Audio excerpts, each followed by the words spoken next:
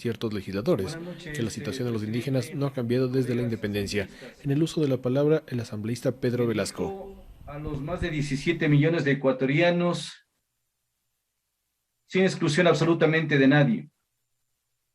Aquellos que anhelan la paz social, el cambio, la reivindicación, mejores días, garantía de derechos.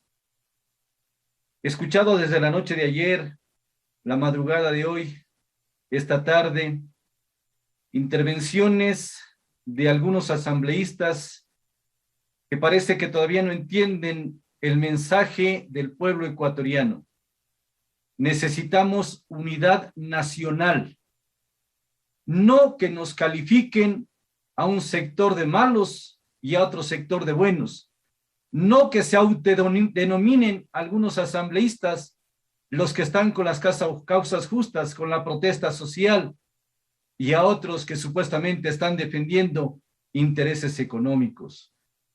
No se puede seguir alimentando esa división, ese sectarismo ideológico que lo único que hace es contribuir a esa división marcada que en nada contribuye a la estabilidad social, económica, política del país. Invoco, estimados colegas asambleístas, que en el análisis tengamos siempre objetividad, que no pongamos más leña al fuego. Yo no he traído, no es mi costumbre, presentar videos, porque eso significaría que solamente estamos siendo sectarios en una visión para un solo sector, cuando el país necesita que nos preocupemos absolutamente de todos. Mi intervención está enfocada en dos puntos para finalizar con uno que significa precisamente de la realidad provincial. El primero tiene que ver con las aspiraciones legítimas, con los planteamientos, con las manifestaciones de la Confederación de Nacionalidades Indígenas del Ecuador. Reivindicaciones sociales, económicas y políticas por demás justas, absolutamente todas. Que tenemos que apoyarlas, sí. Esa es la decisión no solamente de los asambleístas, sino del pueblo ecuatoriano, porque la CONAIE no solamente exige reivindicaciones para su sector, está pidiendo para el pueblo ecuatoriano. Y es así que se hace necesario de que haya una revisión de la rebaja de precios de los combustibles. Totalmente de acuerdo con ello, porque con los precios que tenemos actualmente se han incrementado el costo de los productos de primera necesidad, el tema de los fletes de transporte y muchos otros más que no necesitan abundar porque el pueblo ecuatoriano lo conoce. Necesitamos también que se atienda lo que ellos plantean. El presupuesto para la educación intercultural es un derecho que además está en la Constitución. No es que están pidiendo algo que esté fuera del contexto constitucional. Necesitan que se promueva el tema de la agricultura, de la ganadería, que haya un subsidio de la URIA para poder tener sus productos y llevarlos a los centros de abasto de las ciudades donde nosotros nos proveemos de estos insumos agrícolas en precios más baratos.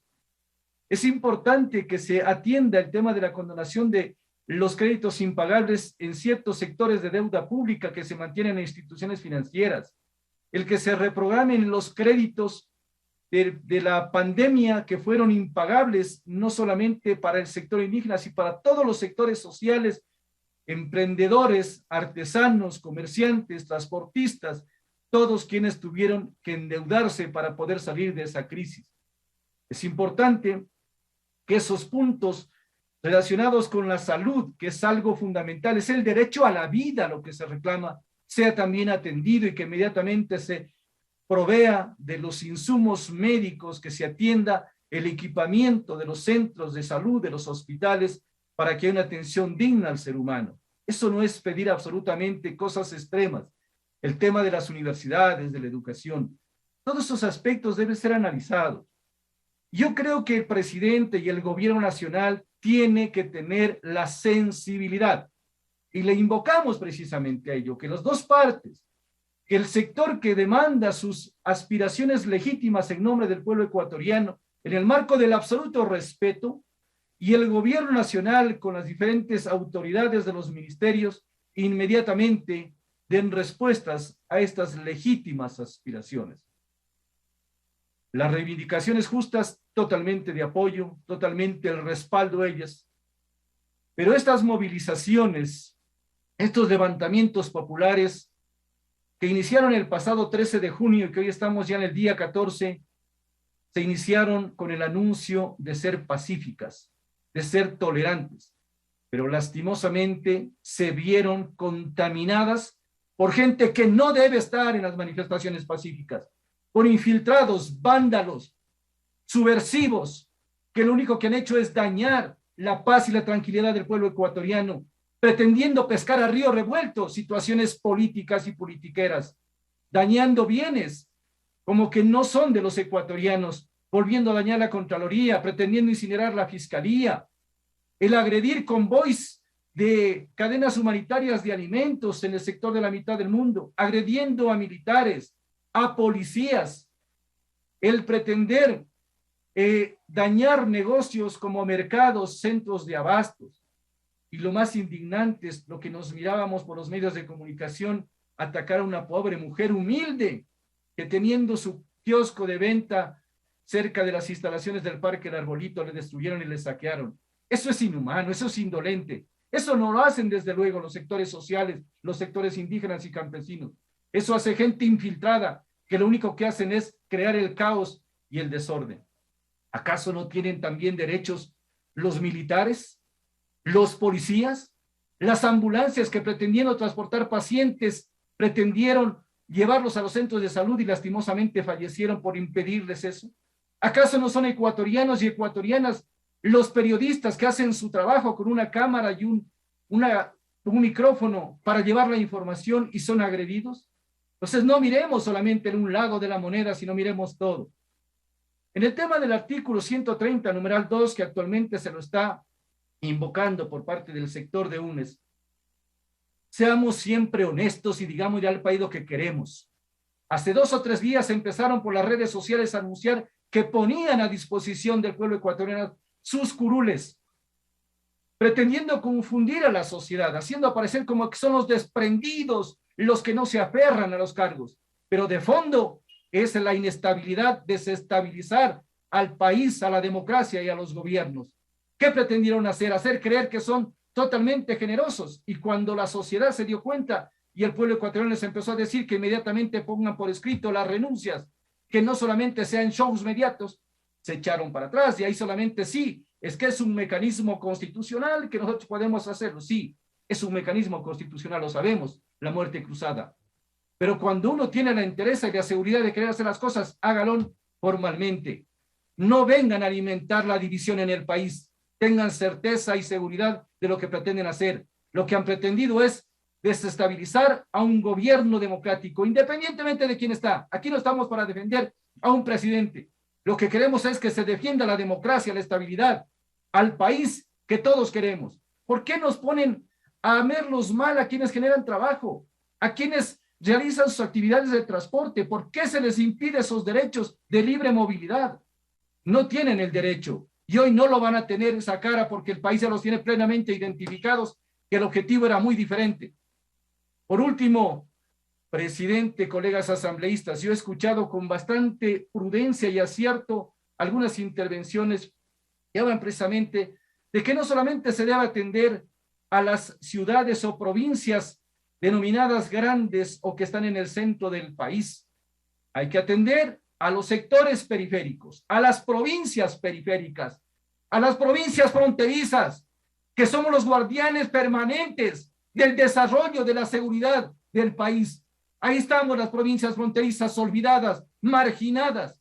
Eso hay que darle importancia. Carchi es una de las provincias que genera mayores recursos económicos a través de los impuestos por el tema de importaciones y exportaciones. Si no me equivoco, en el 3er lugar. ¿Merece que le atiendan? Sí, hay que darle la atención respectiva. Es importante que se hable de una verdadera descentralización. Ya basta de que las provincias pequeñas tengamos que llegar a hacer los trámites administrativos a otras provincias, a que nos den el visto bueno a otras provincias. Ya no más. Necesitamos que se atienda en cada provincia su propio desarrollo. Quienes más conocemos somos los habitantes de la provincia, del territorio, y a ellos debemos darle la importancia. No podemos seguir que para un trámite de salud tenemos que arribar a la zonal, y si no hay en la zonal, a la capital. O sea que las provincias y los pueblos fronterizos somos la última rueda del coche, no más. Eso también es importante que nosotros lo tomemos muy en cuenta al gobierno nacional. Nosotros vamos a garantizar precisamente que se respete la estabilidad, la institucionalidad, la democracia. No vamos a permitir que se salgan con la suya aquellos que vienen impulsando movimientos de desestabilización a pretexto de poner a disposición sus curules y que no lo hacen realidad. Pero también vamos a ser firmes en exigir que se respete y que se atienda a los sectores fronterizos. Y en eso está la provincia del Carchi. Ahí vamos a estar presentes con todos los sectores. En manos del presidente, en manos del ministro de gobierno están las aspiraciones de la provincia. Si no fuera por los gobiernos autónomos descentralizados, que acá se ha habido atención en todos los sectores, no les podría contar cómo llegó tanta obra a nuestros sectores. No nos olvidemos también que hay algunos gobiernos que nos abandonaron hace poco tiempo atrás también, cerrando las instituciones educativas, condenando a las comunidades a una muerte lenta con el cierre de las escuelas rurales unidocentes. Hay necesidad de abrirlas nuevamente. Hoy más que nunca se necesita la unidad nacional, esa unidad que no será solamente de discurso teórica y donde podamos vernos a los unos a los otros como enemigos, sino debemos ser hermanos ecuatorianos. Cuenta con un minuto, asambleísta. Muchas gracias, presidente. Yo veo que las posibilidades son buenas cuando haya desprendimiento de lado y lado, no de imposiciones. El gobierno, atendiendo las demandas de las comunidades, de los sectores sociales y las comunidades de igual manera, proponiendo y haciendo planteamientos equilibrados que no dañen también el desarrollo armónico del país. Termino, presidente, haciendo referencia a lo que esta mañana invocaba el Papa Francisco, que aspiro que sea recogido por los sectores sociales de nuestro país, por las autoridades del gobierno.